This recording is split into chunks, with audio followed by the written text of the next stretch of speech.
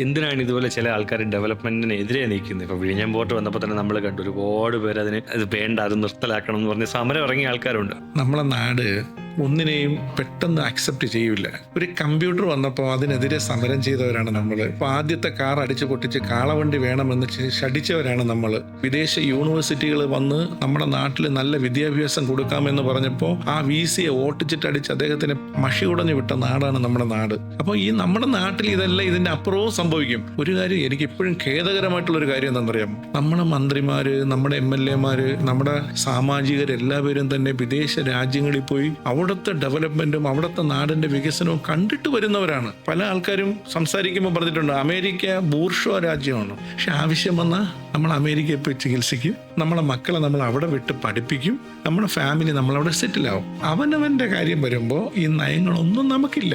മറ്റുള്ളവരുടെ കാര്യം വരുമ്പോഴത്തേക്ക് നമുക്ക് ഈ നയങ്ങളൊക്കെ നമുക്ക് വരും. ഇത് പണ്ട് മുതലേ ഉള്ളതാണ്. നമുക്ക് ആദ്യം ഒന്നും ബുദ്ധിമുട്ടുമെങ്കിലും നമ്മൾ ഇതിനെ നന്നായിട്ട് തന്നെ കുടിച്ചിറക്കിക്കോളും. പുതിയ കമ്പനി വരുമ്പോഴത്തേക്ക് നമുക്ക് അങ്ങനെ പെട്ടെന്ന് അങ്ങ് അക്സെപ്റ്റ് ചെയ്യാൻ പറ്റുമോ? നാടിന് വികസനം ഉണ്ടായിട്ട് എനിക്കെന്ത് കാര്യം? ഇങ്ങനെ ചിന്തിക്കുന്ന കുറച്ച് നല്ല ആൾക്കാർ നമ്മുടെ കൂടെ ഉണ്ട്. ഇത് നാടിന്റെ വികസനത്തെ സ്വപ്നം കാണുന്ന, ഈ നാട് വികസിക്കണമെന്ന് ആഗ്രഹിക്കുന്ന, നമ്മുടെ വരും തലമുറ നന്നായിട്ട് ജീവിക്കണമെന്ന് ആഗ്രഹമുള്ള ഒരാളും ഈ ഒരു പോർട്ടിന്റെ വിഷയത്തിലോ ഒരു നാടിന്റെ വികസനത്തിനോ എതിര് നിൽക്കില്ല.